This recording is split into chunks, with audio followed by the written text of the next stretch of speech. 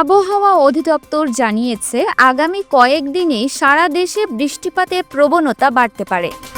অধিদপ্তরের আবহাওয়াবিদ ডক্টর মোহাম্মদ আবুল কালাম মল্লিকের স্বাক্ষরিত এক সংবাদ বিজ্ঞপ্তিতে এই তথ্য জানানো হয়েছে।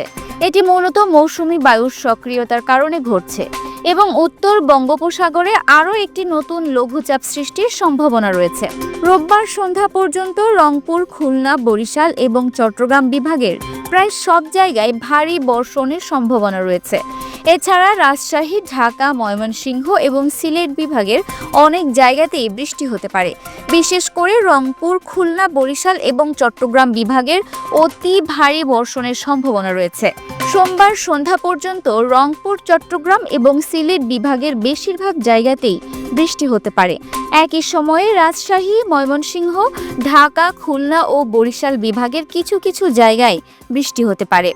এই সময়ে দেশের কোথাও কোথাও মাঝারি থেকে ভারী বর্ষণ অব্যাহত থাকতে পারে। মঙ্গলবার সন্ধ্যা পর্যন্ত রংপুর, রাজশাহী, ময়মনসিংহ এবং সিলেট বিভাগের অনেক জায়গায় বৃষ্টি হতে পারে।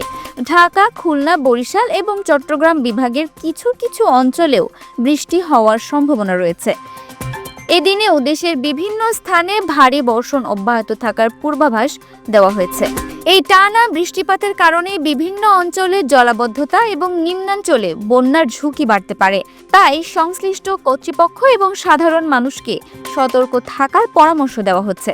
বিশেষ করে নদী তীরবর্তী এবং পাহাড়ি এলাকার বাসিন্দাদের জন্য বাড়তি সতর্কতা প্রয়োজন। বৃষ্টিতে ভিজলেও আবহাওয়া ঠান্ডা ও আরামদায়ক থাকবে, যা এই গরমের মৌসুমে কিছুটা স্বস্তি এনে দেবে। তবে বৃষ্টির কারণে রাস্তাঘাটের যানজট, কৃষিক্ষেত্রে ফসলের ক্ষতি এবং সাধারণ জনজীবনে কিছু সমস্যা তৈরি হতে পারে। এই ধরনের পরিস্থিতিতে সবাইকে প্রয়োজনীয় সতর্কতা অবলম্বন করার জন্য অনুরোধ করা যাচ্ছে।